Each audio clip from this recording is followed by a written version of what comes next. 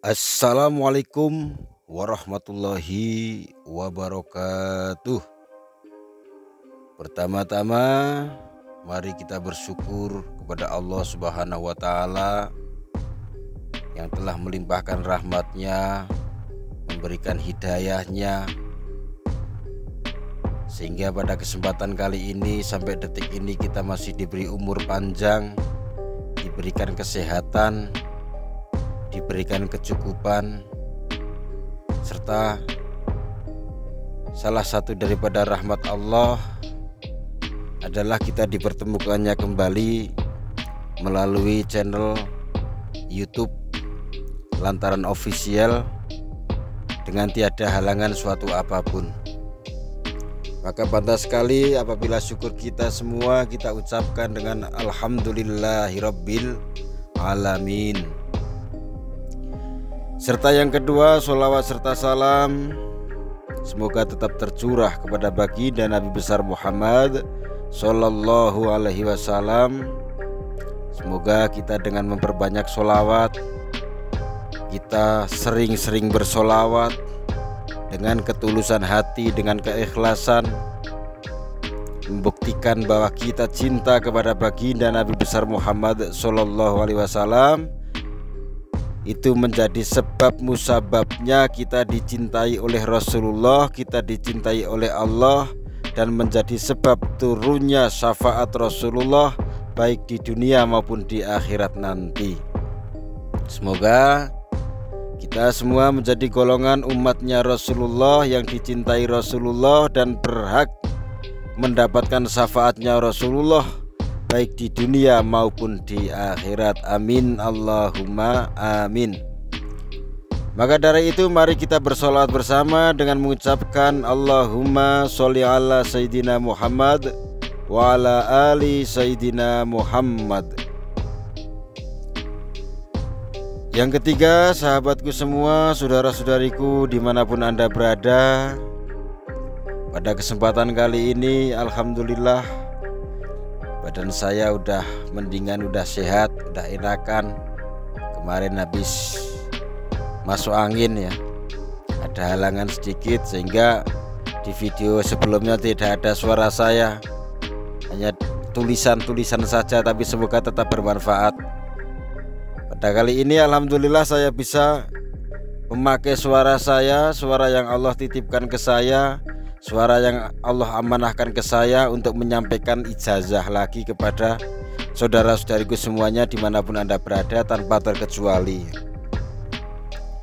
Tapi sebelum ijazah ini saya sampaikan, saya berikan, saya mohon izin untuk sedikit memberikan motivasi atau juga memberikan nasihat kepada semua saudara-saudariku dimanapun saja berada, bahwa masih banyak sekali yang bertanya, yang menanyakan kenapa ilmu hanya satu jurusan saja kok banyak banget. Contoh ilmu pelet, kok ada ini, ada itu, ada mantra, ada ajian, ada wirid, ada syarat ini, ada syarat itu. Begitu juga dengan ilmu-ilmu yang lain. Lalu mana yang paling ampuh? Lalu mana yang paling mustajabah? Lalu mana yang paling mujarab, Gus? Nah, begitu pertanyaannya. Baik, begini saudaraku ya. Jadi walaupun hanya satu jurusan, kenapa ilmu itu banyak? Ya jangan heran kalau di video saya ini belum seberapa saudaraku ya. Jadi di video saya ini belum seberapa ilmu itu. Mungkin belum ada setetesnya dari air laut. Sebab ilmu pelet, seandainya saudara atau saudariku hanya ingin mengamalkan ilmu pelet, ilmu pengasian atau mahabbah saja, dalam seumur hidup Anda dihabiskan untuk mencari ilmu, untuk mengumpulkan ilmu itu, untuk mengamalkan ilmu-ilmu pelet-pelet macam-macam itu, tidak akan pernah habis saudaraku, dan tidak akan pernah bisa habis. Karena ilmu Allah itu tidak akan pernah habis. Ilmu Allah yang diturunkan ke dunia itu tidak seberapa. Itu pun manusia sudah tidak sanggup untuk menghabiskan ilmu Allah. Jadi jangan heran ya. Jangan bingung mau mengamalkan yang mana. Di video saya sebelumnya saya sampaikan, kalau mau mengamalkan itu benar-benar yang mantap di dalam hati, yang Anda yakini bahwa ilmu ini, perantara ilmu ini, lantaran ilmu ini Allah akan ngabulkan hajat saudara ya. Jadi jangan keburu nafsu ya, saking kebeletnya cinta sama seseorang, wah semua ilmu diamalkan.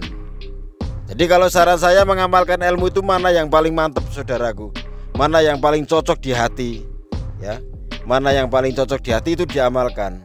Misalkan ngamalkan ilmu jaran goyang contohnya ya, ngamalin ilmu jaran goyang atau wirid atau semar mesem atau mau zikir atau mau sholawat ya, mengamalkan sesuatu untuk menggapai sebuah hajat itu. Dan setelah diamalkan kemudian belum ada hasil, belum diijabah oleh Allah, jangan buru-buru menyalahkan ilmunya, jangan buru-buru menyalahkan gurunya, jangan buru-buru mencaci maki. Wah ini ilmu abal-abal, ilmu ini nggak mujarab, gurunya yang nggak jelas dan lain sebagainya. Itu jangan saudaraku. Kalau saran saya ulangi lagi amalan tersebut, karena siapa tahu ketika saudara-saudariku mengamalkan amalan tersebut pas masih ada dosa. Kebetulan pas kita mengamalkan amalan tersebut, siapa tahu kita malah berbuat maksiat. Siapa tahu ketika kita mengamalkan amalan tersebut, ucapan kita ya menyakitkan hati orang lain, menyakitkan hati orang tua ya. Jadi kita harus introspeksi diri ya, kita mawas diri, apa sih kurangnya dari diri saya ya. Makanya ulangi lagi dan perbaiki lagi. Seandainya sampai 3 kali diulangi belum ada hasil, mungkin tidak cocok dengan ilmu tersebut. Atau kemungkinan pula hajat yang saudara inginkan itu bukan yang terbaik untuk saudara. Sering saya sampaikan kan, Allah itu akan mengabulkan semua hajat hambanya, akan memberikan semua hajat hambanya, tapi bukan sesuai kemauan saudara, tapi sesuai yang terbaik menurut Allah. Karena Allah akan memberikan itu bukan kapan ketika kita mau, tapi Allah tahu kapan ketika kita siap diberikan.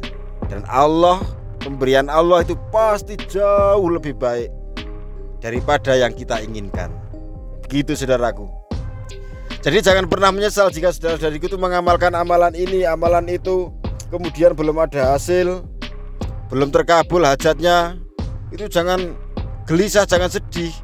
Siapa tahu besoknya Allah akan mengabulkan itu besoknya. Misalkan sudah mengamalkan selama 3 hari 3 malam, hari ini belum terkabul, jangan caci maki, jangan marah-marah, jangan putus asa.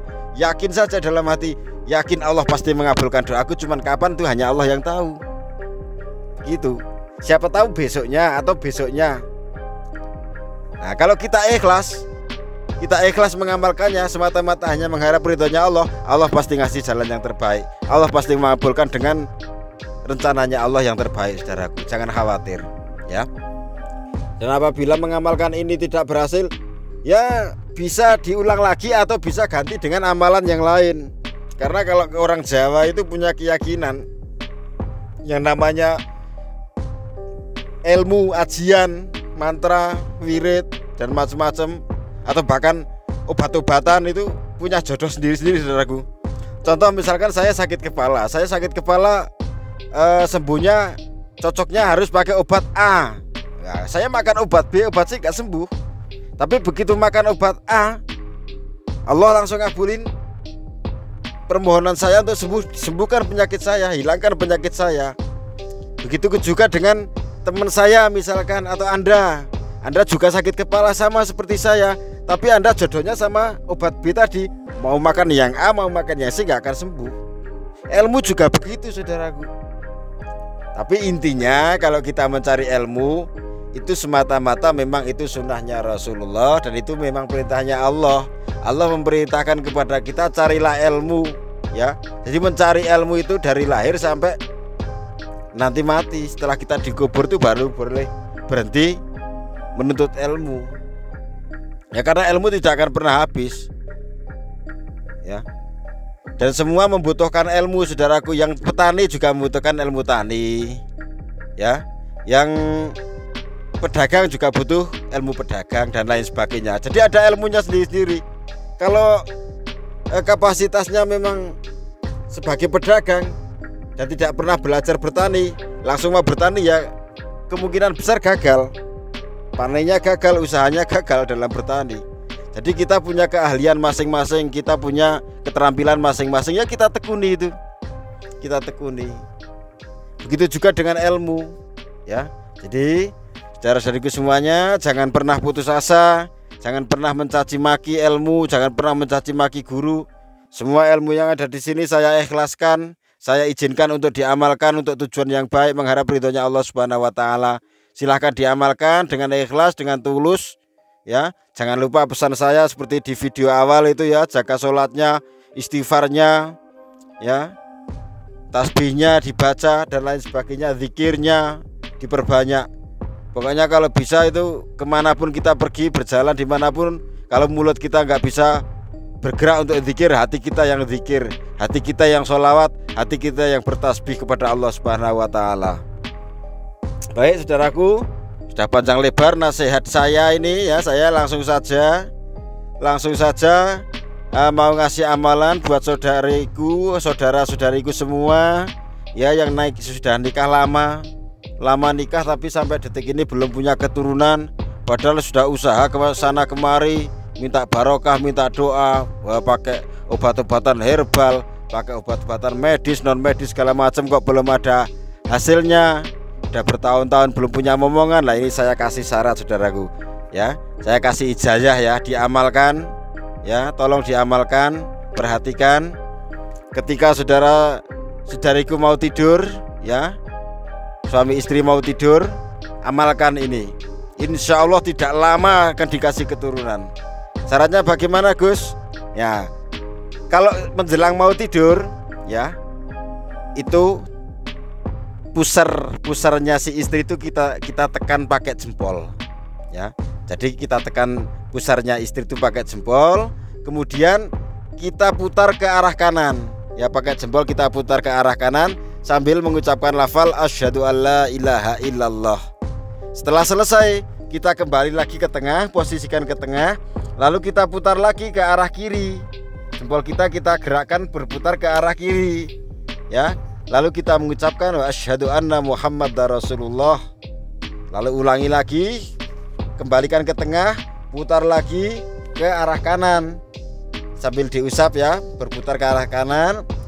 Jempolnya kita si suami, lalu mengucapkan asyhadu alla ilaha illallah, kembali lagi ke tengah, putar lagi ke kiri, wa asyhadu anna Muhammadar Rasulullah. Itu ulangi sampai 3 kali saudaraku, ya. Jadi diulangi 3 kali setiap menjelang tidur, ya. Jadi setiap menjelang tidur itu ditekan pusar istrinya itu ditekan pakai jempol, putar ke arah kanan membaca syahadat, putar ke arah kiri, lalu putar ke arah kiri. Jadi ke arah kanan asyhadu alla ilaha illallah, kembali ke tengah ke arah kiri wa asyhadu anna Muhammadar Rasulullah. Insya Allah tidak akan lama mendapatkan momongan saudaraku.